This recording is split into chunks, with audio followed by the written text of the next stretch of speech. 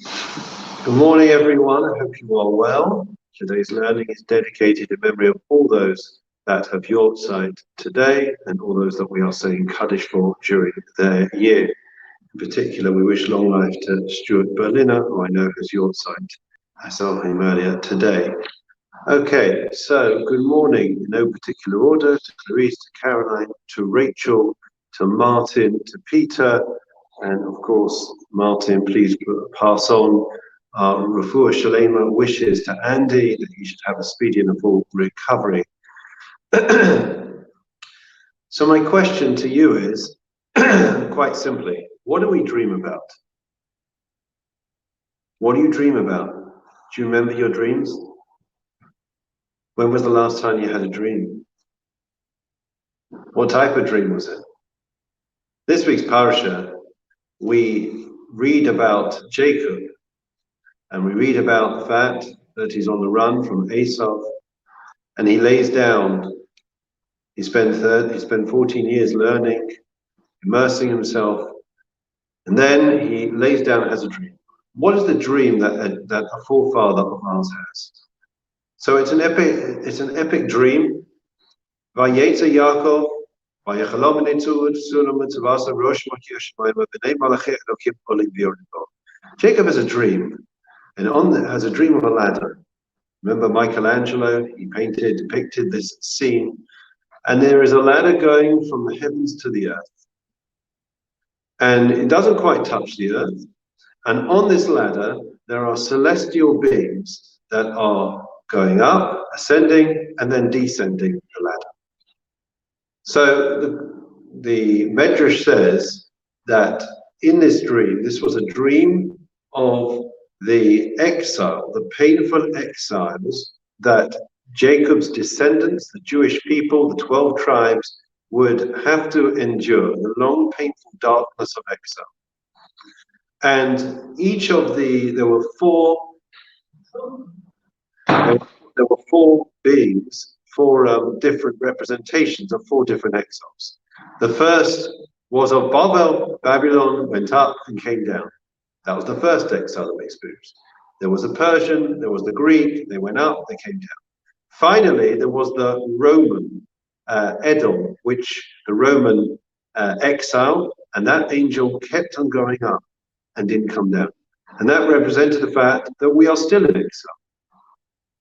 Now, it seems a rather depressing dream and vision, but there is one detail that I intentionally left out and I want to share with you now. What did Jacob do just before he had that dream?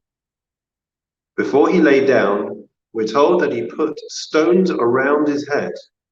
Good morning, Susan. Good morning, David. Good morning, everyone. So again, discussing Jacob's vision of exile, and he took, before he had that dream, 12 stones and put them around his head, ostensibly to protect him from the wild animals. He was in the desert, right?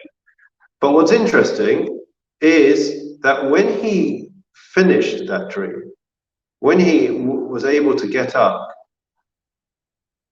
what does he say? He says, there's God in this place and I didn't even realize it. And he takes the stone and anoints it with oil as a dedication to God for that epic encounter. Now the question is obvious. I already shared with you. Jacob laid down at the beginning of his dream and had 12 stones surrounding to protect him. At the end of the dream, it had become one. What a change. And the answer is that the Medrash, this is a fascinating Medrash, that the 12 tribes were quarreling. Each one wanted, says the Medrash, to be under the head of the Tzaddik, the righteous person of Jacob when he was about to have this encounter. And therefore what happened? A miracle happened and they were made into one stone. Says the Maharal, says the Chidah, an obvious question that each and every one of you, I'm sure, has. How would that help? Right? In other words, 12, there's this jockeying for position. They're all fighting amongst themselves. Okay, not to be taken literally, but let's just understand it for what it is. And each one wants to be under the head of the righteous Jacob. At the end, they became one stone. So Jacob, in other words, only had his head under one stone. The 12 had become one. So the question is obvious. Jacob could only place his head on one part of this rock. So why weren't they still fighting? Why weren't they still jealous and quarreling? At the end of the day, only one part of the stone Jacob placed his head. The others were still missing out. And the answer is obvious. You all know it. As long as they felt that they were separate entities, then there was jealousy, enmity, tension, jockeying for position, rivalry.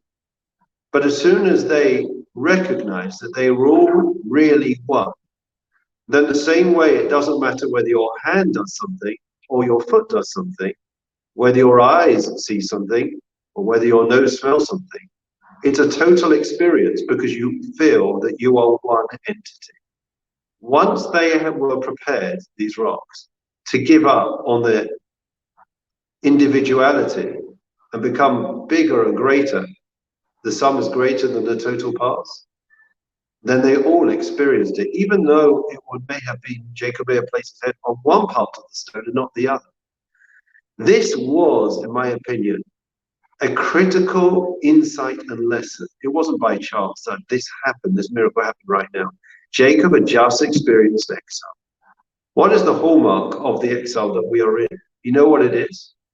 It's the fact that we have sinat chinam, animosity, jealousy, hatred, the fact that we can't get along with one another. That is the cause. And that, of course, that malady, the antidote to it, is to come together as one, to have unity, to have fraternity. That is what is to counteract the ill effects and to bring about the ultimate redemption. And therefore it makes complete sense that initially there were 12 stones representing the 12 tribes around his head. Each one was jockeying for position, like each of us. We all feel that we want to get what we want from life, from community, from our position. But once we recognize that we're part of something much bigger, much greater, a masterpiece, that we are co-creators, then we are able to put aside our own personal needs and wants and desires for the needs of the greater good of the Jewish people and the world. So please God, we should be able to take this message to heart, and we should feel a greater sense of fraternity, unity, and collective responsibility. It's not easy. We only have to look at Israel and look at the tensions that are constantly bubbling under the surface, especially when it comes to elections. Everyone wants a piece of the pie.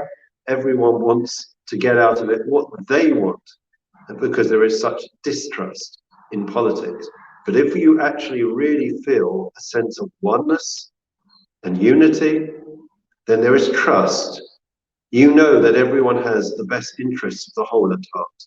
So please God, like in this epic vision of Jacob, that from the 12 individual stones, they amalgamated, unified, and became one. We as the Jewish people, that for so long have been so fractured and fragmented, will unify and come together as one, with a shared vision and common purpose. And in that way, we'll usher in the ultimate redemption and peace in our time.